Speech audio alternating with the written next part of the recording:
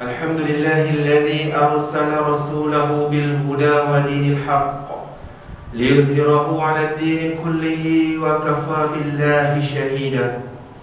Ashhadu an la ilaha illallah wahdahu la sharika lah wa ashhadu anna Muhammadan 'abduhu wa rasuluh.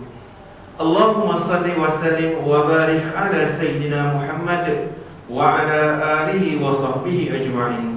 Amma ba'd, fa ya ayyuhal muslimun, usikum wa iyaya bittaqwallah wa ta'atihi la'allakum tuflihun.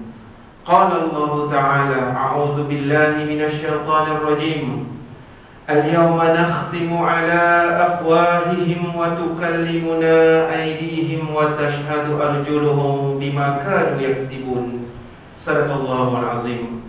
Surah Yasin ayat 65. Maksudnya, pada hari ini kami tutup mulut mereka, sementara tangan mereka akan berkata kepada kami, dan kaki mereka akan memberi kesaksian terhadap apa yang dahulu mereka kerjakan. Sidang Jumaat yang dirahmati Allah, marilah kita sama-sama tingkatkan ketakwaan kepada Allah Subhanahu wa Ta'ala dengan mentaati segala perintahnya dan menjauhi segala larangannya. Dipohonkan semoga Allah Subhanahu wa Ta'ala menerima segala amal kebaikan yang telah kita lakukan.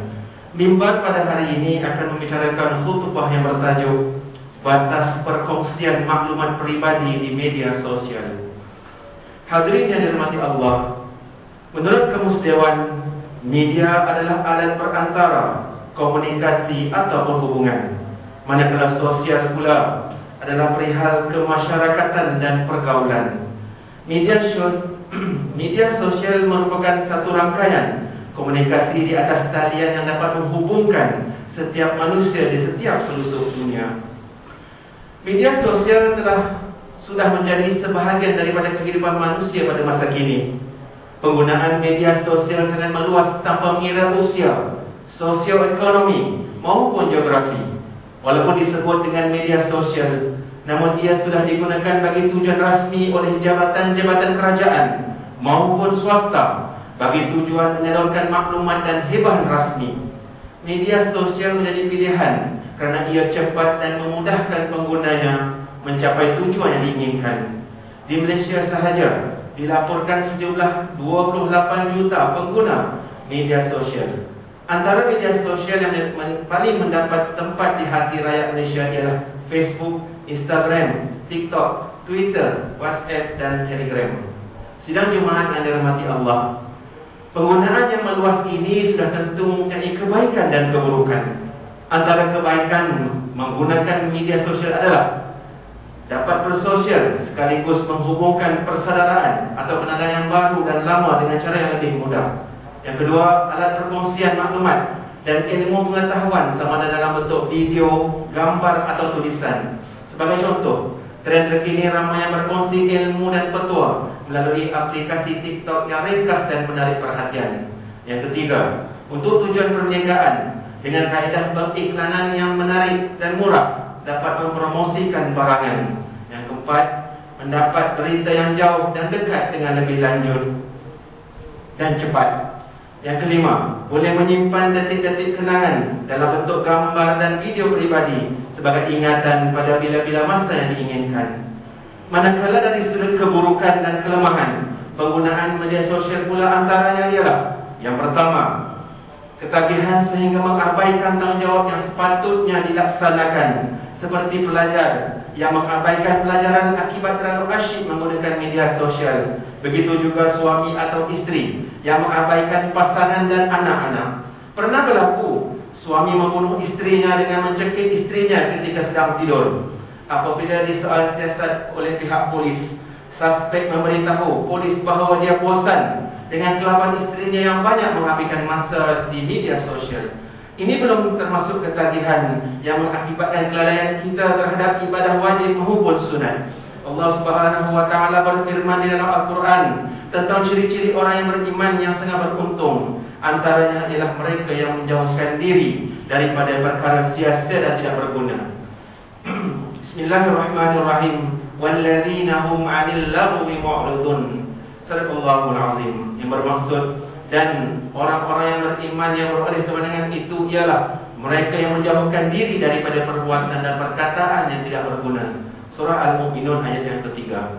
Yang kedua, media sosial juga boleh menjadi punca kepada perbalahan dan pergaduhan apabila pengguna bebas melontarkan kata-kata tanpa ada sekatan sehingga mengeluarkan kata-kata keji dan maki hamun.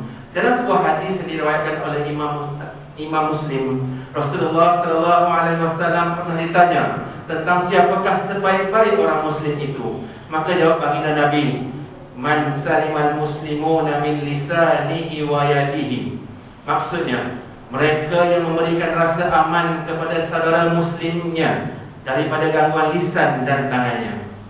Yang ketiga, perkongsian maklumat pribadi tanpa tapisan dan waspada boleh mengakibatkan bencana. Ramai pengguna media sosial merasa teruja untuk berkongsi apa sahaja tentang dirinya, tentang keluarganya, tentang harta bendanya, tanpa memikirkan risiko buruk yang bakal terjadi. Pendedahan maklumat pribadi tanpa tapisan boleh digunakan oleh penjenayah untuk tujuan jenayah fizikal maupun penipuan secara atas talian.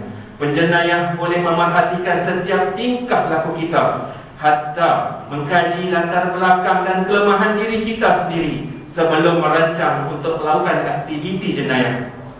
Seterusnya, sebagai umat Islam, perbuatan selalu menunjuk-nunjuk boleh menimbulkan perasaan riak dan takabur. Apatah lagi jika perkongsian itu mengandungi perkara yang dilarang dalam agama, seperti memamerkan kecantikan diri tanpa menjaga batasan aurat. Yang kelima, media sosial kadang-kadang digunakan bagi tujuan yang berlawanan dengan undang-undang.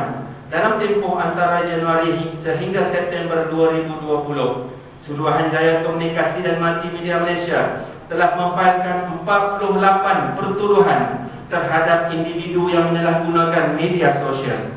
Antara kesalahan yang dilakukan adalah perkongsian atau penyebaran kandungan palsu, jelek dan mengancam. Menurut Seksyen 233 Akta Komunikasi dan Multimedia tahun 1998, kesalahan ini boleh dikenakan hukuman denda tidak melebihi RM50,000 atau penjara setahun atau kedua-duanya sekali. Sidang Jumaat yang dirahmati Allah, kesimpulan khutbah pada hari ini, perkara-perkara berikut perlu diambil perhatian sebagai pencegahan. Yang pertama, berhati-hati apabila mewarnai hantaran dalam media sosial yang mengandungi maklumat pribadi. Yang kedua, berhati-hati apabila berkongsi aktiviti kehidupan seharian diri sendiri dan ahli keluarga. Yang ketiga, elakkan memberi komen negatif berbau kejian maupun kutukan yang boleh mengakibatkan pergaduhan fizikal. Islam juga melarang komen-komen perkauman yang juga boleh membawa akibat permusuhan. Yang keempat, keluarkan, yakni unfriend rakan maya yang sering mencurigakan atau sering menimbulkan perbalahan. Sabda Nabi sallallahu alaihi wasallam, ar-rajulu ala dini khalilih falyanzur ahadukum may yukhalil. Maksudnya, seseorang lelaki itu berada di atas agama sahabatnya, maka hendaklah setiap daripada kamu meneliti dengan siapa dia berkawan. Riwayat Abu Daud.